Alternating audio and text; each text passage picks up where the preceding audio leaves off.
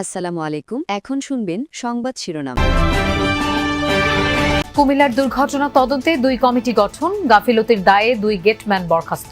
ভয়াবহ রূপ নিয়েছে বেপরোয়া মোটরসাইকেল দুর্ঘটনা। সারা দেশে পর্যটন আর বিনোদন কেন্দ্রগুলোতে দর্শনার্থীদের উপচে পড়া ভিড়, জেলায় জেলায় গ্রামীণ মেলার আয়োজন। হরমুজে ইরানি নৌযান লক্ষ্য করে যুক্তরাষ্ট্রের হামলা, ইসরায়েলের হাইফা তেল শোধনাগারে পাল্টা মিসাইল তেহরানের। মধ্যপ্রাচ্যের কয়েক দেশেও আঘাত এনেছে ড্রোন। হাদি হত্যার সন্দেহভাজন ফয়সাল ও আলমগীর এবার 14 দিনের জেল হেফাজতে, জিজ্ঞাসাবাদ করবে কলকাতার পুলিশ। এতক্ষণ শুনছিলেন সংবাদ শিরোনাম, এখন শুনবেন বিস্তারিত। 2 গেটম্যানের দায়িত্ব অবহেলায় কুমিল্লায় বাস ট্রেন সংঘর্ষে প্রাণ ঝরেছে নারী শিশু সহ 12 জনের। দুর্ঘটনার কারণ অনুসন্ধানে 2টি তদন্ত কমিটি গঠন করেছে জেলা প্রশাসন ও রেলওয়ে বিভাগ। দায়িত্ব অবহেলার দায়ে 2 গেটম্যানকে চাকরি থেকে অব্যাহতি দেওয়া হয়েছে। নিহতদের পরিবারকে 1 লাখ টাকা করে সহায়তার আশ্বাস দিয়েছেন রেল প্রতিমন্ত্রী।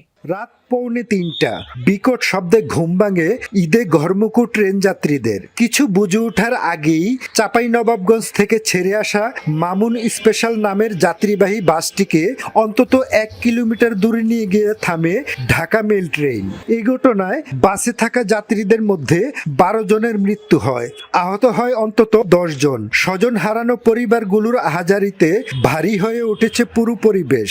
দেখে যে ট্রেনে টেনে নিয়ে আসছে অনেক দূর, প্রায় 1 কিলোর মতো।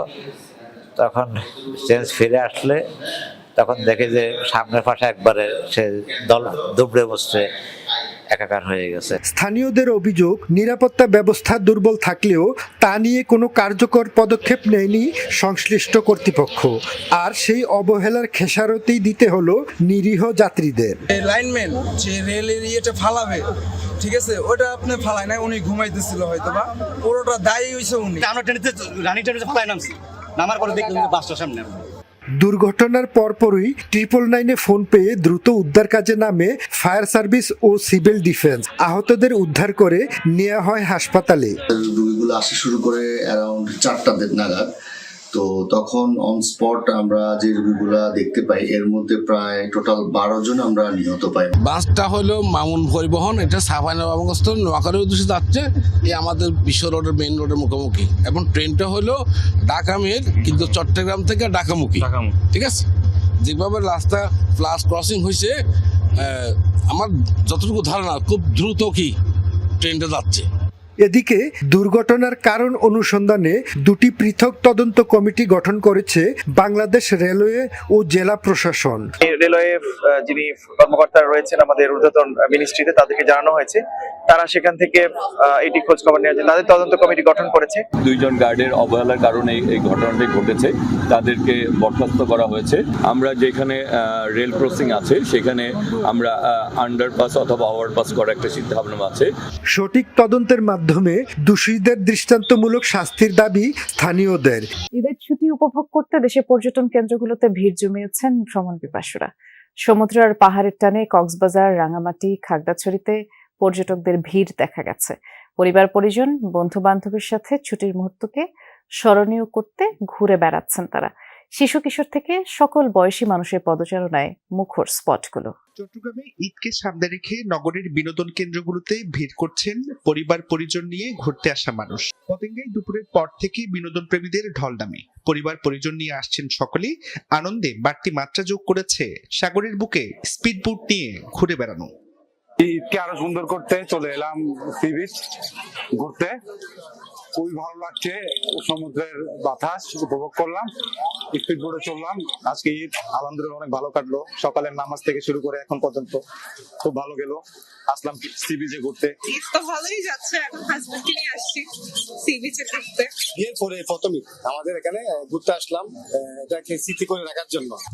অন্যদিকে ঈদের ছুটিতে দেশের সবচেয়ে বড় সমুদ্র সৈকত কক্সবাজার পর্যটকদের পদচারণায় মুখর।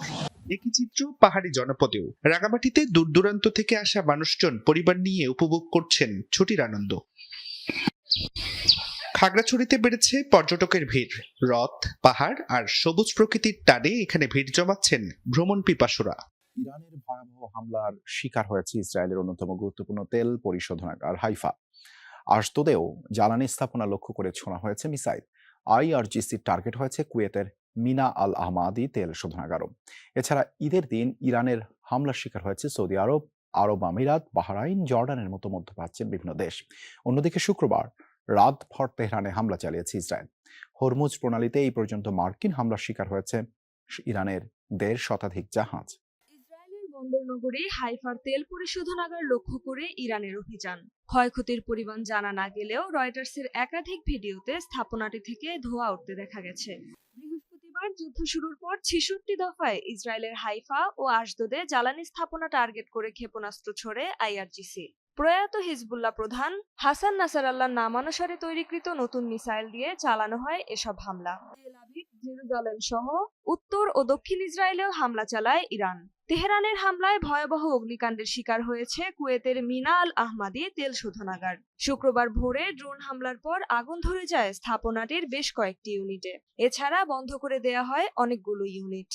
সংযুক্ত আরব আমিরাতেও ছোড়া হয়েছে একের পর এক মিসাইল। দেশটির স্বরাষ্ট্র মন্ত্রণালয় জানিয়েছে ক্ষেপণাস্ত্র মোকাবেলায় কাজ করছে তাদের আকাশ প্রতিরক্ষা ব্যবস্থা। অন্যদিকে সৌদি আরবের পূর্বাঞ্চলে 2টি ড্রোন ভূপাতিতের দাবি করেছে দেশটির প্রতিরক্ষা বাহিনী। হামলার শিকার হয়েছে বাহরাইন ও জর্ডানও।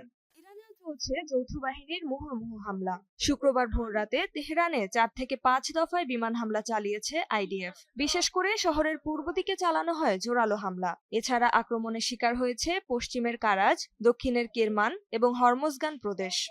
হরমুজ প্রণালীতে আইআরজিসির একাধিক নৌযানে হামলা চালিয়েছে যুক্তরাষ্ট্র। ইনকিলাব মঞ্চের নেতা ওসমান হাদি ছিলেন জঙ্গি, তার হত্যাকাণ্ড বিএনপি জামায়াতের চাল।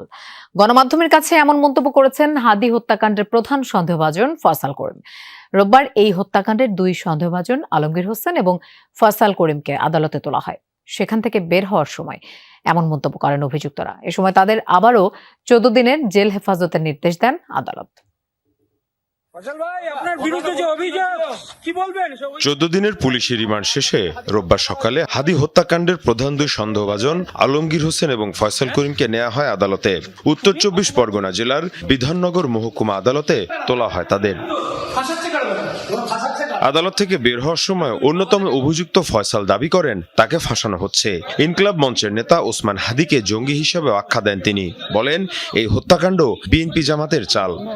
জামাত বিএনপির একটা চাল হতে পারে।